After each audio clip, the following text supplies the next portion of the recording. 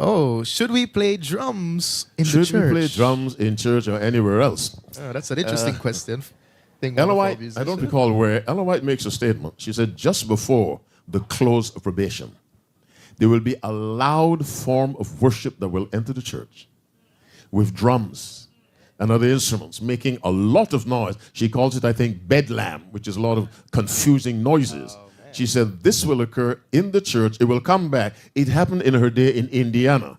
There was something called the Holy Flesh Movement. And people believed once you were saved, that's fine. You can do anything with your body, fornication, adultery, because you're already saved. And the physical body is of no use. Wow. And so part of that was loud, noisy music. And the church sent 2 observers to Indiana to witness what was happening. And then they reported to Ella White what they saw. And she made that statement just before the close of probation. This loud, noisy form of worship will come back in the church. And she identifies drums as one of the instruments. There is no sin in a drum. A drum is not a sin. A guitar is not a sin. An organ is not a sin. It is how they're played. But some instruments have associations with them.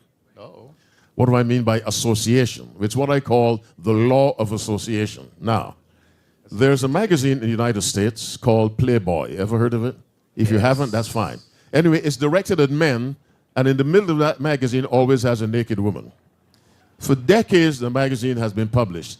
It has a logo. The logo is what? The head of a rabbit.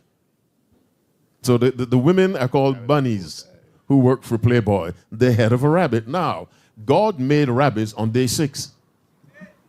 Are you following me? Yes, sir. But I would not wear a T-shirt with the head of a rabbit on it. Why? Because the rabbit is known for Playboy, not for creation.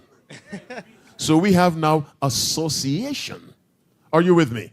The association is bad, so I'm not wearing a T-shirt with the head of a rabbit because Playboy has taken that over. Now, you watch any rock group. I'm not recommending, but if you see them, they're all up front with what? Guitars and drums. Yes, all rock groups, 3 or 4 of them playing guitars. So you come to church, there are 3 or 4 men playing guitars. There's no sin in the guitar, but the mind may be taken in the wrong direction. And so sometimes it's best to avoid something. Even though the thing is not in and of itself a sin, it's best to avoid it because of what it may lead to. Are you with me? Because of what it may lead to, it's best to avoid certain things. And I include drums among them. But again, I say a drum is not a sin.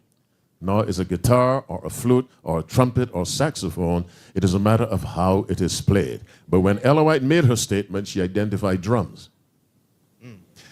You look at tribal practices, almost all cultures, the drum is present. Not a saxophone or an organ or piano. The drum is fundamental to heathen worship and practices. And so I recommend, with all humility, avoiding the drums. Okay.